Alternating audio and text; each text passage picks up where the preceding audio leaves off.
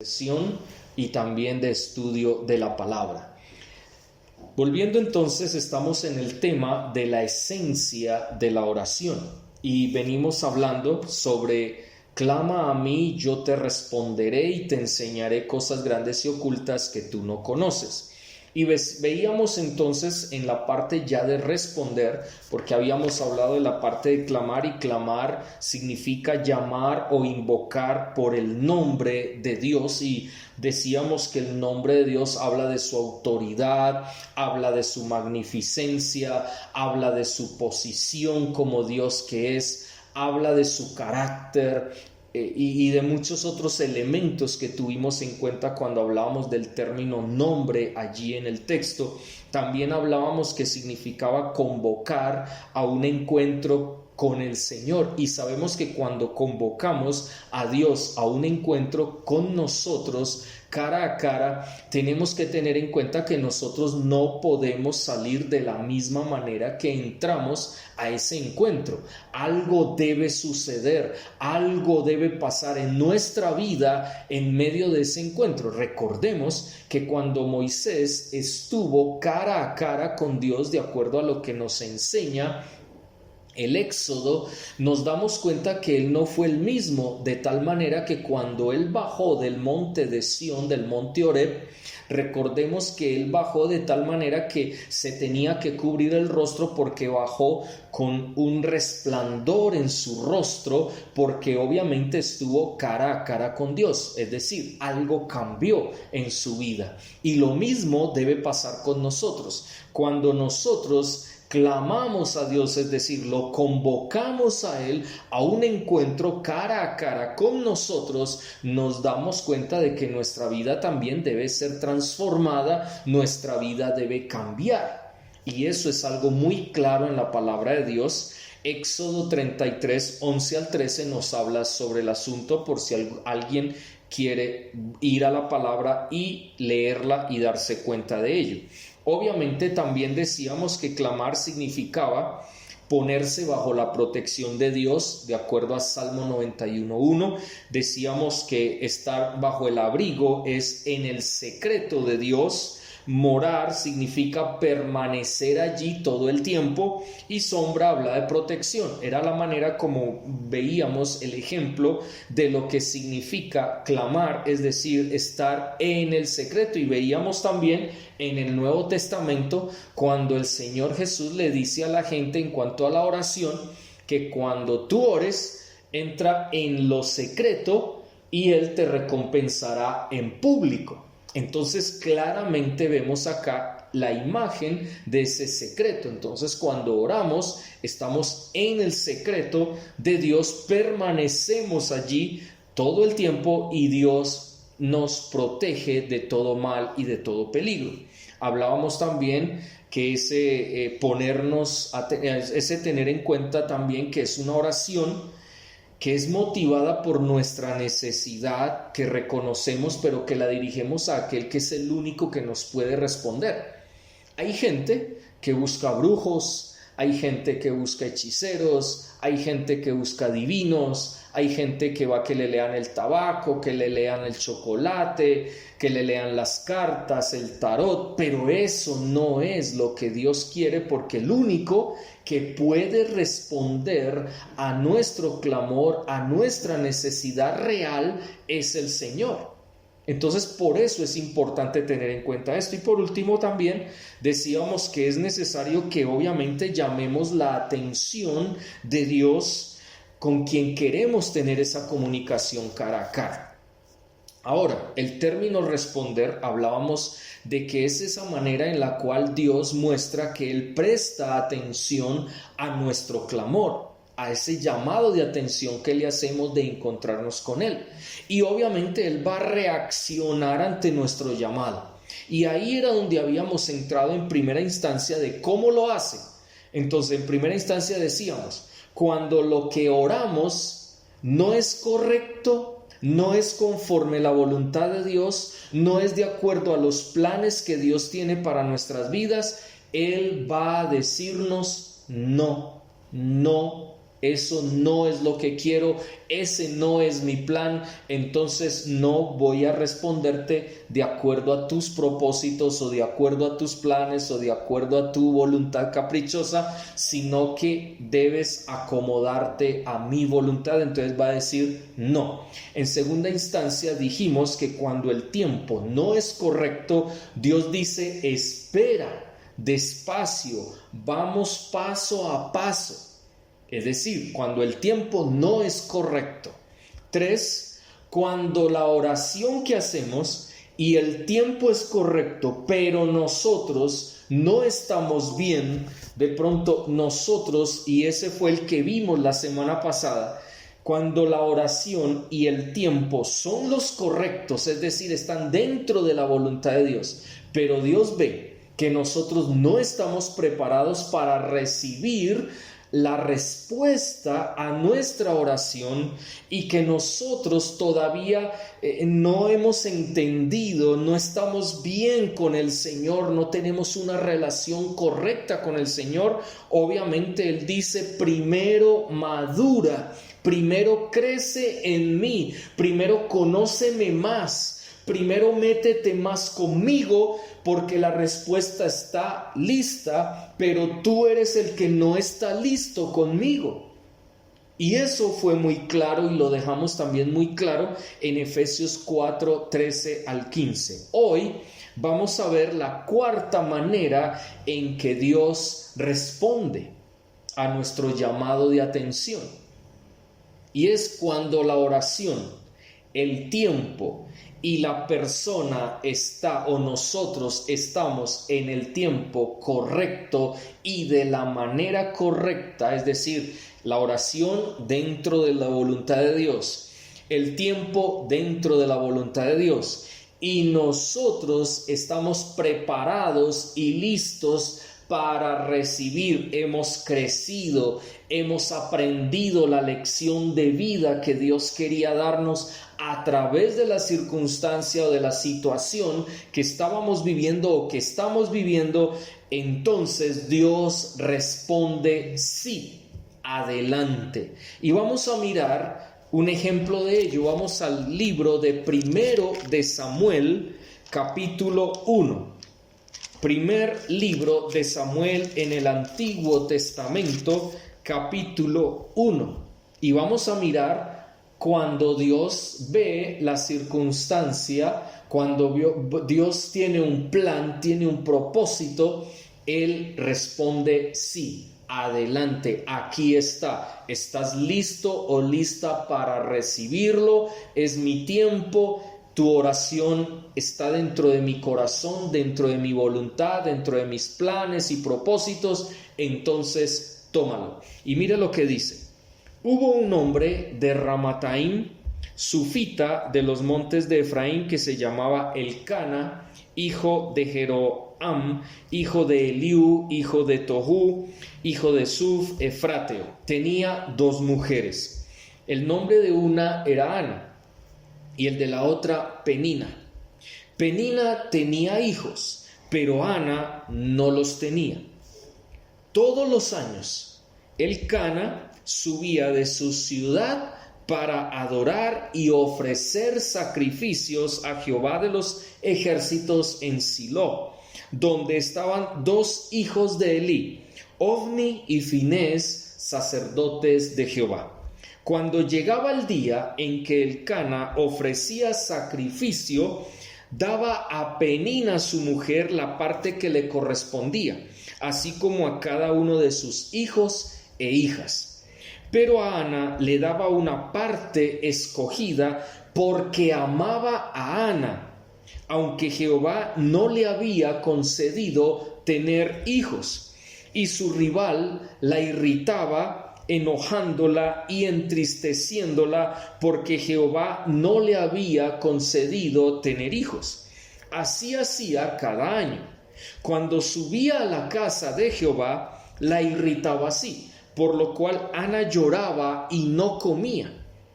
Y Elcana, su esposo, le decía: Ana, ¿por qué lloras? ¿Por qué no comes? ¿Y por qué está afligido tu corazón? ¿no te soy yo mejor que 10 hijos?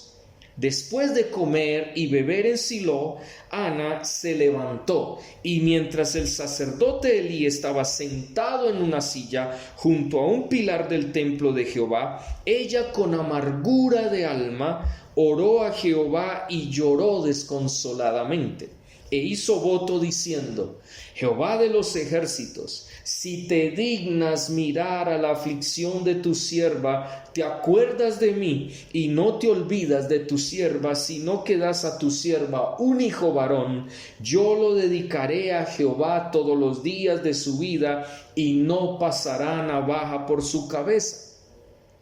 Mientras ella oraba largamente delante de Jehová, Elí observaba sus labios. Pero Ana oraba en silencio y solamente se movían sus labios. Su voz no se oía, por lo que Elí pensó que estaba ebria.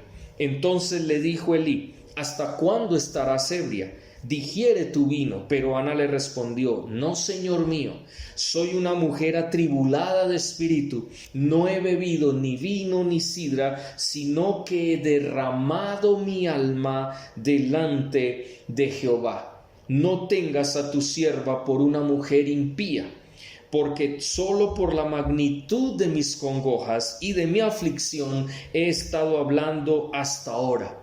Entonces Elí le dice a ella: ve en paz, y el Dios de Israel te otorgue la petición que le has hecho. Le dijo Elí: hallé tu sierva gracia delante de tus ojos, respondió ella. Se fue la mujer por su camino, comió y no estuvo más triste. Se levantaron de mañana, adoraron delante de Jehová, volvieron de regreso a su casa en Ramá. Elcana se llegó a Ana su mujer, y Jehová se acordó de ella. La respuesta a su oración. Dice: aconteció que al cumplirse el tiempo, después de haber concebido Ana, y dio a luz un hijo y le puso por nombre Samuel, por cuanto dijo: se lo pedí a Jehová. Miren ustedes, una mujer en un momento difícil, porque recordemos que una mujer sin hijos en ese tiempo era una mujer que las demás mujeres se burlaban de ella y la irritaban y la molestaban porque era estéril. En esa época, para una mujer, la esterilidad no era pecado delante de Dios, pero era algo que dentro de la sociedad judía no era bueno, porque entonces era mirada con recelo por las demás mujeres, porque obviamente Dios había dado el mandato de que las mujeres, el hombre y mujer, debían llenar la tierra. Entonces en ese momento Ana se sentía mal porque la otra esposa de Elcana, aunque Elcana la amaba más a ella de lo que amaba a Penina, su otra mujer, sin embargo, ella anhelaba darle a su esposo descendencia porque amaba a su esposo y quería darle descendencia a ese esposo, pero como no podía hacerlo, ella estaba atribulada, estaba afligida, y ella va, obviamente, y empieza a llorar delante de Dios, a derramar, como ella misma lo dice: he derramado mi alma delante de Jehová. La pregunta que nosotros deberíamos hacernos es: ¿hasta qué punto nosotros, cuando oramos a Dios, estamos derramando nuestro corazón delante de Dios? ¿Hasta qué punto nosotros estamos en medio de nuestra aflicción? Como dice acá, ella con amargura de alma oró a Jehová y lloró desconsoladamente, es decir, derramó su vida en la presencia de Dios, porque ella quería hacer la voluntad de Dios teniendo hijos, para bendecir a su esposo y obviamente ella recibir bendición, porque recordemos que bíblicamente los hijos son bendición de Dios, no son maldición. Claro que si vienen, obviamente si los hijos vienen en pecado, es lógico que en medio de ese pecado Dios necesita transformar a la pareja y transformar a la familia para que puedan vivir de acuerdo a los parámetros y a los principios dados por Dios a través de su palabra.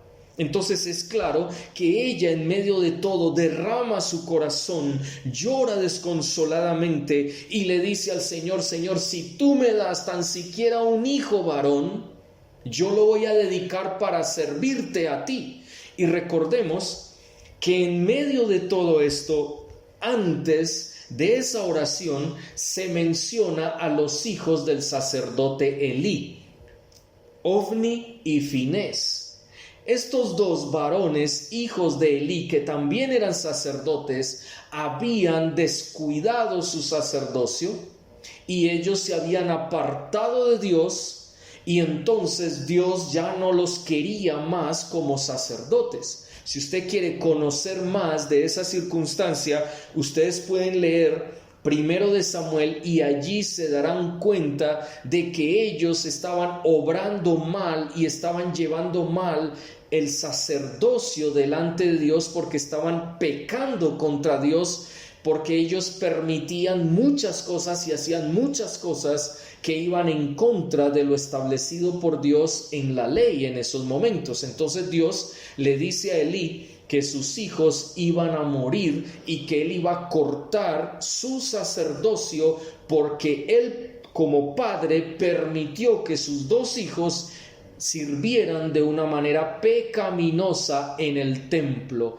y sacrificaran de manera equivocada las ofrendas que llevaba el pueblo para Dios en el tabernáculo. Entonces, en medio de eso, obviamente, Dios ya tenía un plan, ya Dios tenía un propósito, y por eso decimos claramente, cuando la oración, el tiempo es de Dios, está dentro del propósito de los planes de Dios, y la persona está también en el momento de Dios, o sea, está preparada, está lista para recibir, ha crecido, ha madurado, ha derramado su corazón en la presencia de Dios, entonces es cuando Dios responde: te daré lo que me estás pidiendo. Y Ana estaba en una oración de acuerdo a los planes, a los propósitos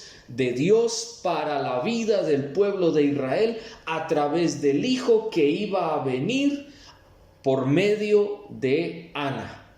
Entonces, obviamente era el momento, era la oración, era el tiempo de Dios para que Samuel naciera, se criara, estuviera en el templo, porque recordemos que Ana promete que inmediatamente nazca, lo llevaría al templo y lo dedicaría al Señor para que Él le sirviera para toda su vida. Y recordemos que Samuel fue el primer juez de Israel.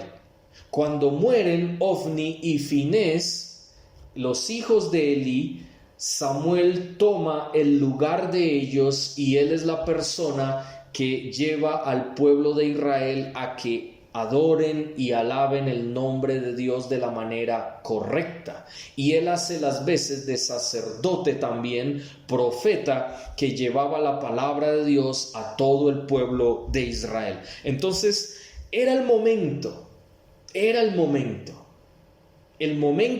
de Ana, el tiempo de Dios y la oración correcta, la oración que estaba dentro de la voluntad de Dios. Ahora, tenemos que tener presente que en nuestras vidas hoy también es la misma circunstancia. Cuando tú oras en la voluntad de Dios. Recordemos Santiago cuando dice que pedís y no recibís. Capítulo 4 de Santiago en el Nuevo Testamento lo dice: pedís y no recibís porque pedís mal, porque pedimos para nuestros propios deleites. Eso habla de egoísmo, eso habla de orgullo, eso habla de no estar pensando en el bienestar, en la gloria de Dios, en el bienestar de otros, sino pensar en nosotros mismos para gastar en nuestros deleites, ni siquiera para bendecir a otros, sino para nosotros mismos. Aquí Ana, mire que aquí está la respuesta a eso mismo. Ana, cuando ora a Dios desconsoladamente, dice, hizo voto diciendo, Jehová de los ejércitos, si te dignas mirar a la aflicción de tu sierva, te acuerdas de mí y no te olvidas de tu sierva, sino que das a tu siervo o a tu sierva un hijo varón, yo lo dedicaré a Jehová. ¿En qué estaba pensando? No estaba pensando en ella, aunque la beneficiaba a ella, porque ya no iba a tener más a esa mujer Penina encima de ella, irritándola, molestándola, burlándose de ella y maltratándola por no tener hijos de su esposo Elcana, que tanto la amaba. Entonces ella dice, yo lo dedicaré para ti, oh Dios, todos los días de su vida, y no pasará navaja por su cabeza, es decir, tendrá un voto nazareo, es decir, dedicado totalmente al servicio del Señor. Cuando nosotros oramos, ¿de qué manera oramos? ¿Oramos para nuestro propio beneficio? ¿O oramos porque queremos darle la gloria a Dios? Y recordemos que estuvimos viendo el ejemplo de Jesucristo, cuando Jesucristo fueron a Él y pidieron su presencia porque su amigo Lázaro se estaba muriendo. Jesús esperó. Cuando hablábamos cuando el tiempo no es el correcto, Dios dice, espera despacio, en su momento, en mi momento. Y hablábamos del ejemplo de Jesús. Cuando Jesús ya fue, ¿qué hizo Jesús? Cuando llegó, ahí mismo le dijeron, Señor, pero ¿por qué no viniste en el momento en que pedimos que vinieras para que hubieras sanado? Porque Lázaro estaba enfermo de muerte y hubieras podido sanarlo de una vez antes de que muriera. Y entonces recordemos que Jesús dijo, esto no es de muerte. Y ellos no entendían qué significaba lo que Jesús estaba diciendo. Pero decía, porque es para la gloria de Dios y para que el nombre de Dios sea glorificado.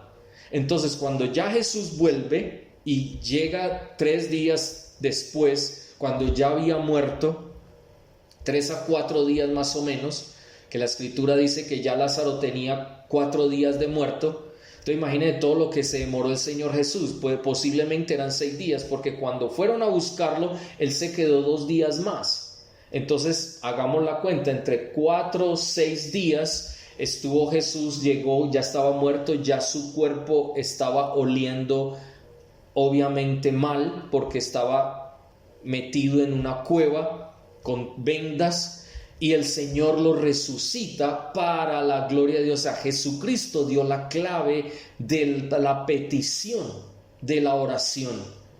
Es para la gloria de Dios y que el nombre de Dios sea glorificado. Ahí es algo importante, y aquí fue lo mismo. Ana, aunque sabía que le diera el hijo, ella iba a estar bien y se iba a sentir bien porque tenía un hijo, pero ella no pensó ni siquiera, dámelo para yo sentirme bien, para ser mamá, qué rico, quiero como dicen muchas madres hoy en día, quiero ser madre para realizarme como mujer. Ella no pensó ni siquiera en eso. Ella solo pensó, si tú te dignas en mirar mi aflicción y te acuerdas de mí, es decir, me das un hijo, yo lo recibiré con amor y te lo entregaré para tu gloria, para que te sirva, para que Él lleve tu nombre en alto. Qué tremendo darnos cuenta de que Ana buscaba era la gloria de Dios, no su propia gloria.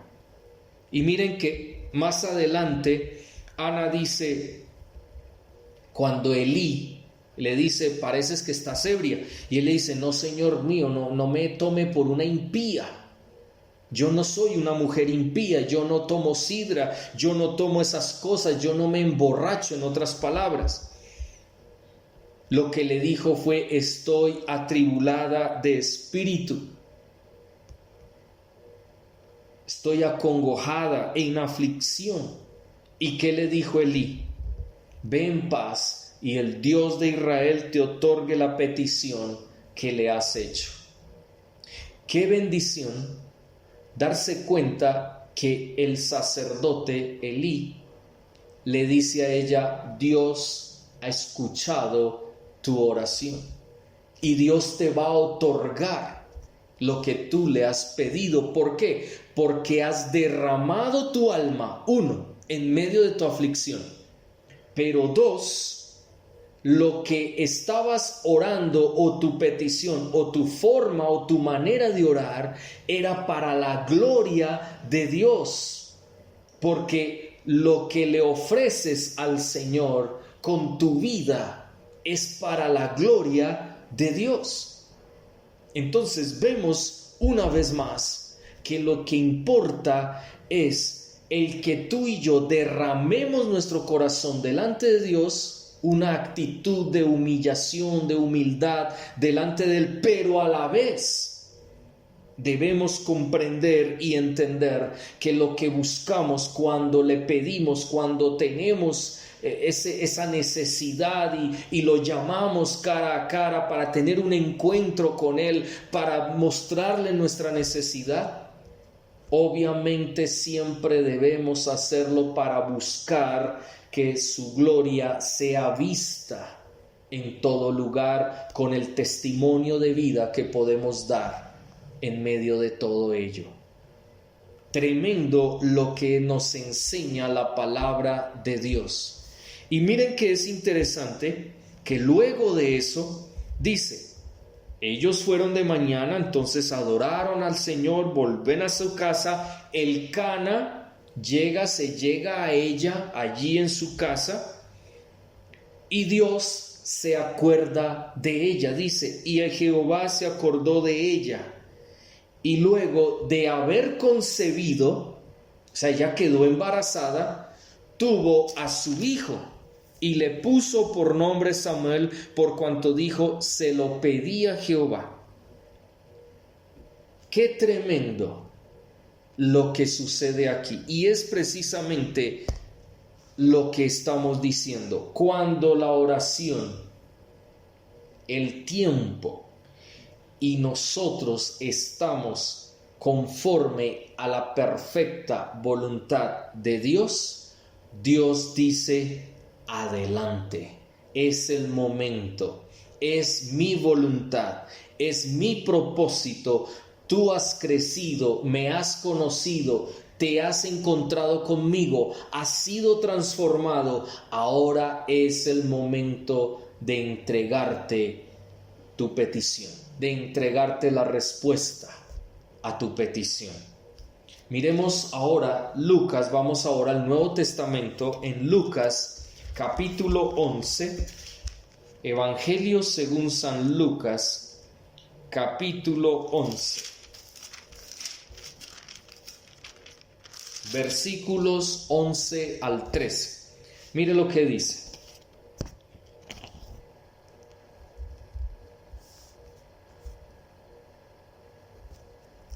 ¿Qué padre de vosotros, si su hijo le pide pan, le dará una piedra? O si le pide pescado, en lugar de pescado le dará una serpiente? O si le pide un huevo, le dará un escorpión? Pues si vosotros, siendo malos, sabéis dar buenas dádivas a vuestros hijos, cuánto más vuestro Padre Celestial dará el Espíritu Santo a quienes se lo pidan. Aquí el contexto claramente es la plenitud de la presencia de Dios en nuestra vida a través del Espíritu Santo. Pero realmente el ejemplo que toma o la analogía que toma aquí es la de nosotros como padres. que si nosotros como padres, nuestro hijo viene y nos pide pan, nosotros ¿cómo le vamos a dar una piedra? Nosotros seríamos incapaces de darle una piedra a nuestros hijos. Pero igual, si él viene y pide pescado, nosotros no le damos una serpiente, porque la serpiente lo muerde y lo mata. Entonces, obviamente, lo que está diciendo acá es que Dios no quiere la destrucción de su hijo.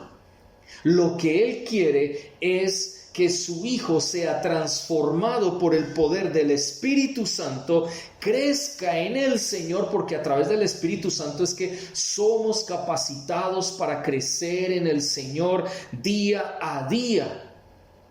Y de esa manera, por eso, cuando le pedimos al Señor en medio de ese crecimiento, lo que vamos a pedir es en el Señor, porque recordemos que el Espíritu Santo es el que intercede con gemidos indecibles y es el que nos guía en medio de la oración, porque nosotros no sabemos pedir como conviene. Romanos capítulo 8. Es muy claro el texto. Vamos allá a Romanos capítulo 8 para que usted lo pueda corroborar bíblicamente. Dice, versículo 26. De igual manera, el Espíritu nos ayuda en nuestra debilidad. No lo sabe, pues ¿qué hemos de pedir como conviene? Nosotros no lo sabemos. Pero el Espíritu mismo intercede por nosotros con gemidos indecibles. Pero el que escudriña los corazones sabe cuál es la intención del Espíritu, porque conforme a la voluntad de Dios intercede por los santos. Él conoce las intenciones de nuestro corazón. La pregunta que podríamos hacernos es: nosotros no sabemos pedir como conviene. ¿Por qué? Porque en ocasiones nuestras intenciones del corazón no son verdaderas, no son la voluntad de Dios, son intenciones totalmente que están apartadas de la voluntad de Dios. Y por esa razón no sabemos cómo pedir, y el Espíritu Santo debe interceder conforme a la voluntad de Dios por nosotros. Eso me parece bien bonito, porque implica que no estamos solos, que Él nos respalda, que Él nos ayuda, que Él guía la oración para que llegue pura delante del Padre, porque nosotros no sabemos pedir de la manera correcta. Y por eso debemos preguntarnos, cuando oramos, cuando estamos allí orando y clamándole a Dios a solas, o cuando lo hacemos en grupo en la iglesia, o cuando lo hacemos a través de este medio virtual, ¿cuál es la intención que tú y yo tenemos cuando oramos? ¿Cuál es la intención de nuestro corazón? La gloria de Dios, que el nombre de Dios sea glorificado con la respuesta que recibamos, o simplemente nuestra intención es nuestro deleite personal, en orgullo, en egoísmo.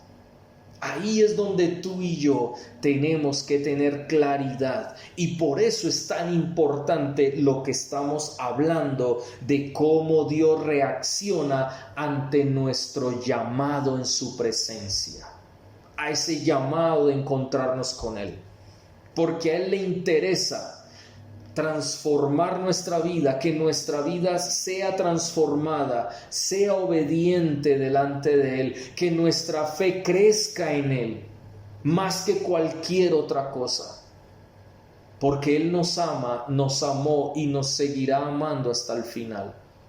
Entonces, pensemos en eso en esta noche y miremos claramente lo que el texto nos está diciendo. Si nosotros le pedimos pan, el Señor no nos va a dar piedra. Si tú le pides al Señor pescado, el Señor no te va a dar una serpiente o un escorpión. El Señor te va a llenar de su presencia. El Señor te va a guiar a través de su Santo Espíritu para que tú recibas conforme su voluntad lo que Él ha planeado desde antes de la fundación del mundo en tu vida, para tu vida y por tu vida. Por eso pensemos en ello. Entonces ya tenemos claridad. 1. Cuando lo que oramos no es correcto, no está de acuerdo a la voluntad de Dios, al plan de Dios, al propósito de Dios, Dios dice no, radicalmente. 2. Cuando el tiempo no es correcto, Dios dice despacio, todavía no es mi tiempo, espera. Y debemos aprender a esperar en el Señor, porque eso nos ayuda a la tercera parte. ¿A qué? A crecer en Él. ¿Por qué? Porque aun cuando nuestra oración esté dentro de los planes de Dios, en el propósito de Dios y también en el tiempo de Dios, pero nosotros no estamos bien, nosotros todavía no estamos creciendo, no estamos aprendiendo la lección de vida, entonces el Señor dice primero, crece y te daré lo que tú me estás pidiendo. Y obviamente cuando todo está conforme a la voluntad de Dios, en el tiempo de Dios, y nosotros estamos creciendo y nosotros obviamente seguimos adelante, entonces Dios dice, listo, es el momento para que se cumpla mi voluntad en tu vida. Así que pensemos en eso, analicemos, porque la esencia de la oración es la gloria de Dios, es el que el nombre de Dios sea glorificado. Y vamos a seguir estudiando y vamos a seguir mirando todos los aspectos que tienen que ver con la esencia de la oración.